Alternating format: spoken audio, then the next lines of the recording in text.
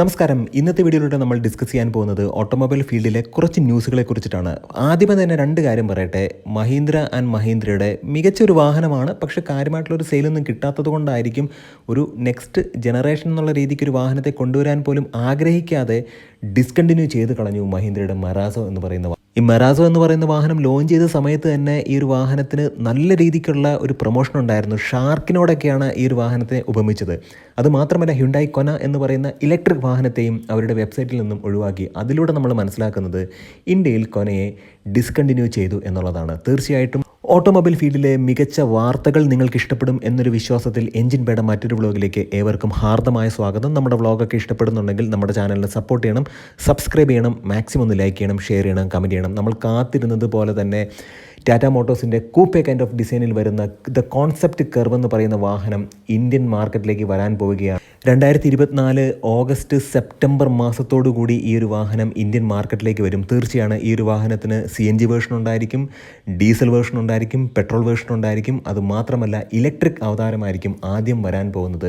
നമ്മൾ മനസ്സിലാക്കേണ്ട ഒരു കാര്യമെന്ന് പറഞ്ഞാൽ ഈ ഒരു വാഹനം ഇന്ത്യൻസ് ഇതുവരെ കണ്ടിട്ടില്ലാത്ത രീതിയിലുള്ള ഒരു ഡിസൈൻ ലാംഗ്വേജാണ്. എന്നാൽ സൈഡിൽ നിന്നൊക്കെ നോക്കുകയാണെന്നുണ്ടെങ്കിൽ കൃത്യമായിട്ട് ഇതിന് നെക്സോണിനോട് സാദൃശ്യമുണ്ട് എന്നുള്ളതാണ് ഏറ്റവും പ്രധാനപ്പെട്ട കാര്യം. മറ്റൊരു പ്രധാനപ്പെട്ട വാർത്ത എന്ന് പറയുന്നത് മാരുതി സുസുക്കിയുടെ ബ്രസ എന്ന് പറയുന്ന കോമ്പാക്ട് SUVയിൽ അർബാനോ എഡിഷൻ എന്ന് പറഞ്ഞൊരു എഡിഷൻ ഉടൻ തന്നെ ലോഞ്ച് ചെയ്യാൻ പോവുകയാണ്. ഇതിൻ്റെ ഫീച്ചേഴ്സ് എന്ന് പറയുന്നത് കുറച്ചധികം കാര്യങ്ങൾ ഇതിനകത്തേക്ക് ആഡ് ചെയ്യുന്നു എന്നുള്ളതാണ്. നിലവിലുള്ള VXIയിലും LXIയിലും നമുക്ക് ഈ ഒരു ഓപ്ഷൻസ് ആഡ് ചെയ്യാൻ പറ്റും. അതായത് ഈ ഒരു ഫീച്ചറുകൾ എന്ന് പറഞ്ഞാൽ ജസ്റ്റ് ആഡ് ഓൺ കാര്യങ്ങൾ മാത്രമാണ്. ഇപ്പോൾ ക്യാമറ, അതുപോലെ തന്നെ fog lamp, interior styling kit, ഇത്തരം കാര്യങ്ങളൊക്കെയാണ് ഇതിനകത്ത് അഡീഷണൽ ആയിട്ട് വരുന്നത്. വളരെ സിമ്പിളായിട്ട് പറയുകയാണെന്നുണ്ടെങ്കിൽ ഇതൊരു മാർക്കറ്റിംഗ് സ്ട്രാറ്റജി തന്നെയാണ്. നമുക്ക് പുറത്തുനിന്ന് നമുക്ക് ആവശ്യമുള്ള സാധനങ്ങളൊക്കെ നമ്മൾ വാങ്ങിച്ച് വയ്ക്കില്ല. ഇപ്പോൾ ഫോഗ് ലാമ്പ് ഫോർ എക്സാമ്പിൾ നമ്മളൊരു ബേസ് വേരിയൻറ്റ് വാങ്ങിച്ചിട്ട് ഒരു ഫോഗ് ലാമ്പ് നമ്മൾ പുറത്തുനിന്ന് വാങ്ങിച്ച് വയ്ക്കുന്നു.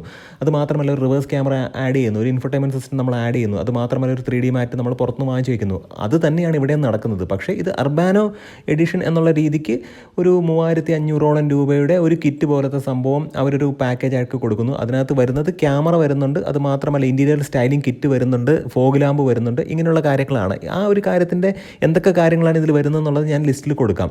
മറ്റൊരു പ്രധാനപ്പെട്ട കാര്യം എന്ന് പറയുന്നത് സ്കോർപിയോയിൽ ഇപ്പോൾ വെന്റിലേറ്റഡ് സീറ്റും ഓട്ടോ ഡിമ്മിങ് IRVM പോലുള്ള ഫീച്ചേഴ്സൊക്കെ ആഡ് ചെയ്തിട്ടുണ്ട്. ഏതൊക്കെ വേരിയൻറ്റിലാണ് ഈ ഒരു ഓപ്ഷൻ ലഭിക്കുക എന്നുള്ളത് Z8S, Z8L, Z8 എന്ന് പറയുന്ന മോഡലിലെല്ലാം ഈ ഒരു ഓപ്ഷൻസ് നമുക്ക് അവൈലബിൾ ആണ്. അപ്പോൾ കുറച്ചും കൂടെ ഫീച്ചേഴ്സ് ഇതിനകത്ത് ആഡ് ചെയ്യുന്നു എന്നുള്ളത് മാത്രമാണ്. ഇതിനകത്ത് പ്രധാനമായിട്ടും നമുക്ക് ഹൈലൈറ്റ് ചെയ്യേണ്ട മറ്റ് കാര്യങ്ങളൊന്നുമില്ല.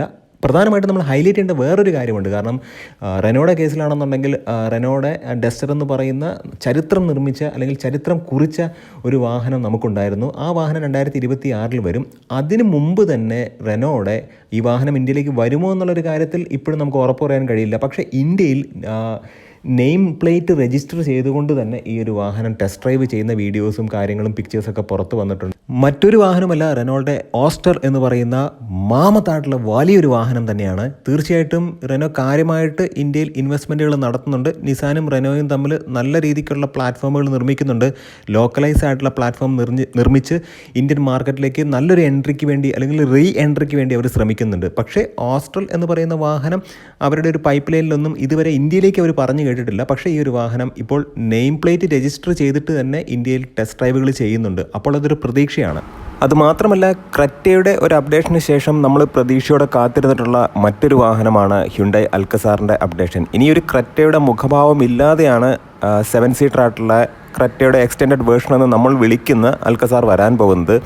മികച്ച സ്റ്റൈലിംഗ് ആണ്. ഒരു മെറൂൺ റെഡ് കളറിൽ ഈ ഒരു വാഹനം ഇപ്പോൾ സ്പൈ ചെയ്തിട്ടുണ്ട്. അത് മാത്രമല്ല ഈ വാഹനത്തിൻ്റെ അലോയ് പാറ്റേൺ ഡിഫറൻ്റ് ആണ്, ഇൻറ്റീരിയർ സ്റ്റൈലിംഗ് ഡിഫറൻ്റ് ആയിരിക്കും, ഫ്രണ്ട് ഫേഷ്യ കംപ്ലീറ്റ് ആയിട്ട് ഡിഫറൻ്റ് ആയിരിക്കും. കാരണം ക്രെറ്റയുടെ ഒരു 7 സീറ്റർ ആണ് എന്ന് തോന്നാത്ത രീതിയിലായിരിക്കും ഈ ഒരു വാഹനം ഇനി വരാൻ പോകുന്നത്. ഈ ഒരു സമയത്ത് തന്നെയാണ് ഏറ്റവും പ്രധാനമായിട്ടും ഈ ഒരു വാഹനം ലോഞ്ച് ചെയ്യേണ്ടത്. കൃത്യമായ ഇടവേളകളിൽ കൃത്യമായ ഒരു പ്ലാനിങ്ങോട് കൂടിയാണ് ഹ്യുണ്ടായി അവരുടെ വാഹനങ്ങളെ ലോഞ്ച് ചെയ്യുന്നത്. വിൻഫാസ്റ്റ് എന്ന് പറയുന്നത് വിയറ്റ്നാം ബേസ്ഡ് ആയിട്ടുള്ളൊരു കമ്പനിയാണ്. ഇന്ത്യയിൽ ഇൻവെസ്റ്റ്മെൻറ്റ് ചെയ്തിട്ടുണ്ട്. അവരുടെ ഇലക്ട്രിക് SUVകൾ വരാൻ പോകുന്നുണ്ട്. അതിലേറ്റവും പ്രധാനപ്പെട്ട ഒരു SUV ആണ് E34 എന്ന് പറയുന്ന ഒരു ഇലക്ട്രിക് SUV. അതൊരു കോമ്പാക്ട് SUV സെഗ്മെൻറ്റിലാണ് വരുന്നത്. 4 മീറ്ററിന് താഴെ സൈസിലുള്ള ഒരു വാഹനമായിരിക്കും.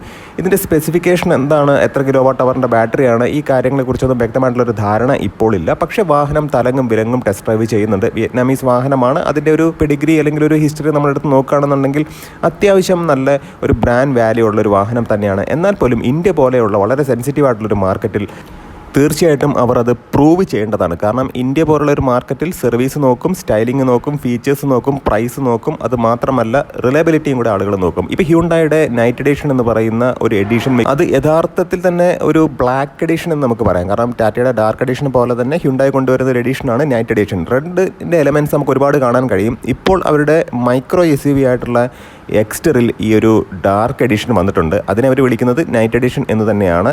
SX മാനുവൽ ട്രാൻസ്മിഷൻ മുതലാണ് ഈ ഒരു വാഹനത്തിൻ്റെ ഈ ഒരു എഡിഷൻ തുടങ്ങുന്നത്. ഇതിൻ്റെ വില എന്ന് പറയുന്നത് 8,38,000 രൂപ മുതലാണ് അതിൻ്റെ വില സ്റ്റാർട്ട് ചെയ്യുന്നത്.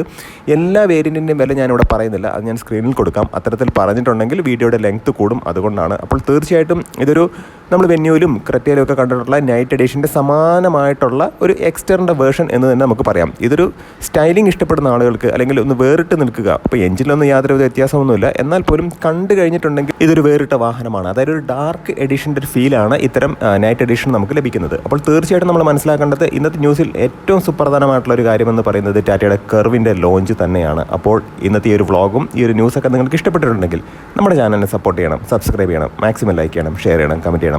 അപ്പോൾ കർവിൻ്റെ വരവിന് വേണ്ടിയിട്ട് നമുക്ക് കാത്തിരിക്കാം. അത് മാത്രമല്ല ഒരുപാട് നല്ല വാഹന വിശേഷങ്ങൾ ഇനി വരുന്നുണ്ട്.